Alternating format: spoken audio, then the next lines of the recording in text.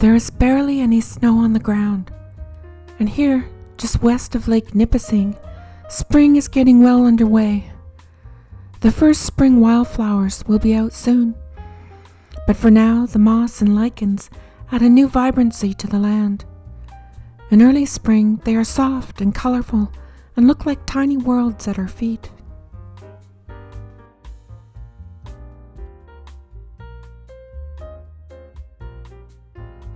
The still leafless tree branches are stark against the early spring sky, but offer a clear view into the forest, and the smell of fresh soil permeates the air.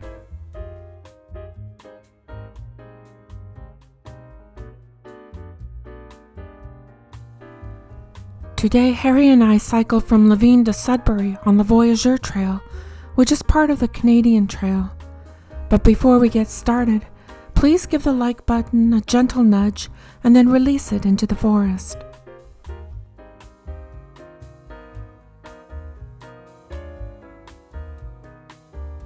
Our route today is mostly on-road, but we're in high spirits as we approach Mushkinonge Provincial Park.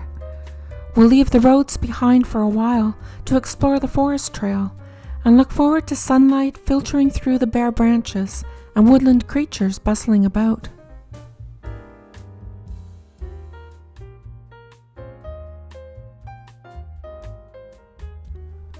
But a confusing development was in store for us as we reached the turnoff junction on the Trans-Canada Trail map. On the ground, the trail sign leads us away from the park and on down the highway, a section of the highway that we would have bypassed following the map through Mushkinonge Park. Curious, we decided to ignore the sign and explore the park anyway.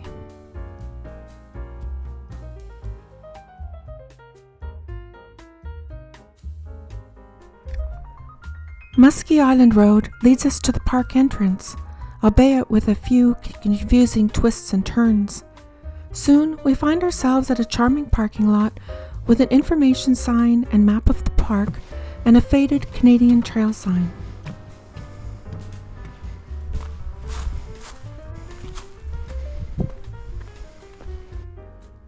Equipped with my new GoPro camera and essentials like bear spray and water, we continued on foot, as the trail seemed too rugged for our type of bicycles.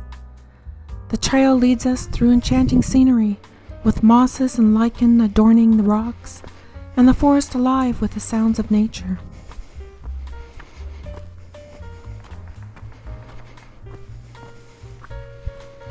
However, our journey takes an unexpected turn, as the trail descends into an overgrown and muddy gully, and thoughts of ticks cross my mind as branches brush against my hair. Just as I rounded a bend in the path, I was startled by the presence of an imposing moose, calmly enjoying a meal.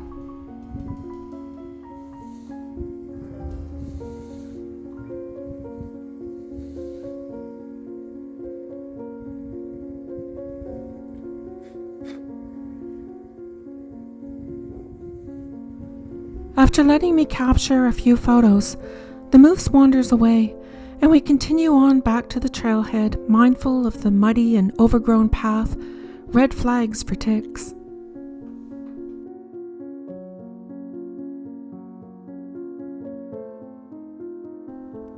Returning to Muskie Island Road, we embark on the next leg of our journey, following the new blue Canadian Trail signs along Highway 64.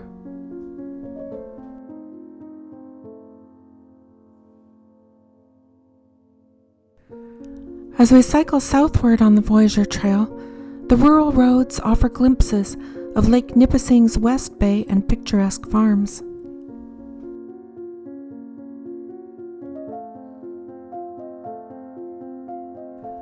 Passing through villages like Noelville and St. Charles, we are now heading north on Highway 64 and onto Highway 17, pausing at scenic picnic areas along the way.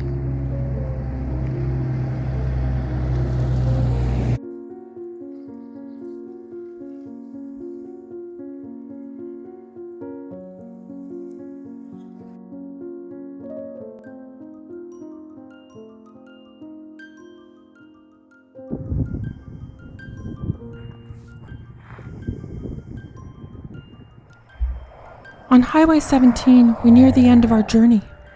A word of caution. Highway 17 poses dangers with its high-speed traffic and large trucks. This is a provincially maintained highway and the primary route of the Trans-Canada Highway through the province of Ontario. If you plan to cycle this northern route, I'd recommend having a plan to safely transport your bike along the highway sections.